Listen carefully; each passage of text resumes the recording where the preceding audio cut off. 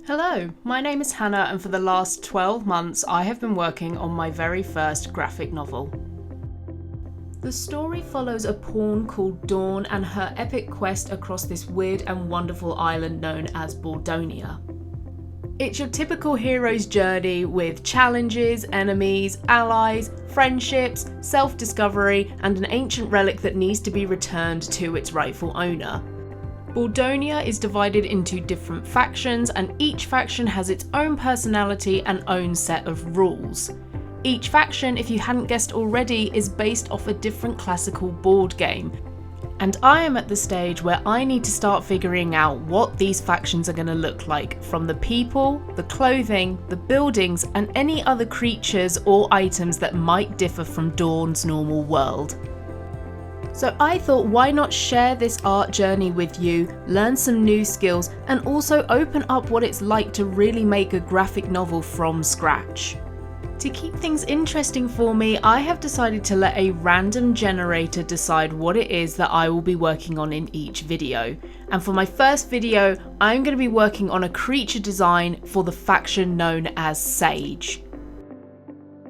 The vision for Sage's faction is a lot of Gothic architecture, things like churches, cathedrals, mausoleums, and the overbearing colour throughout all of the designs for this faction are going to be green.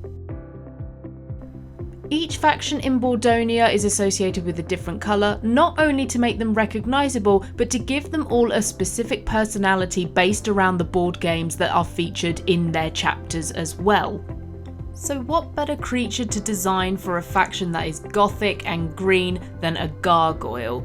I started off by looking at some reference images of apes, particularly chimpanzees, and then just threw out a couple of initial ideas of what I wanted these gargoyles to look like.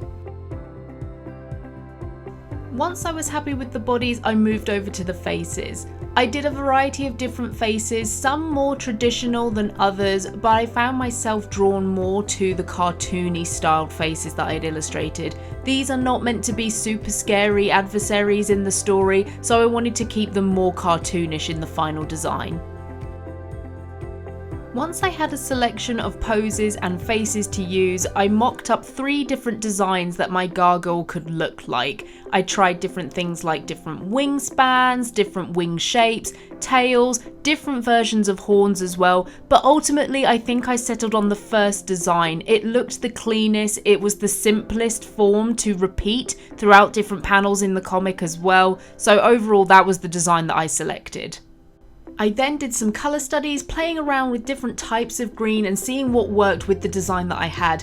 Again, I went with the very first design. I think the colours just looked a little bit more neutral. Like I said before, these adversaries are not main characters whatsoever. They are very insignificant in the grand scheme of the story, so I felt like that colour was the most neutral out of all of the ones that I had chosen here.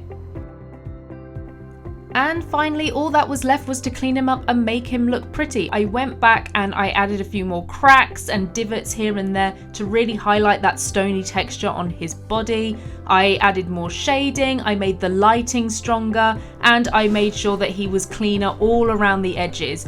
Overall, this turned out really well, and I'm really happy with the final design.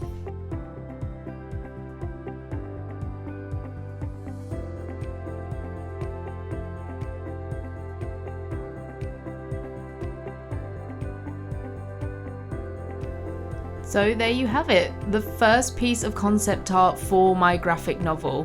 I'm planning on releasing more videos as and when I can, featuring more artwork and hopefully feed dripping a little bit more of the story as more videos come out. I am still in the process of learning how to video edit, so any kind of interaction with this video whilst I'm working out the kinks would be greatly appreciated. Whether it's a like, a follow, a comment, anything at all, I would love to hear your thoughts and opinions about anything that I make on this channel. For now though, I want to say thank you so much for watching, and I hope to see you in the next video.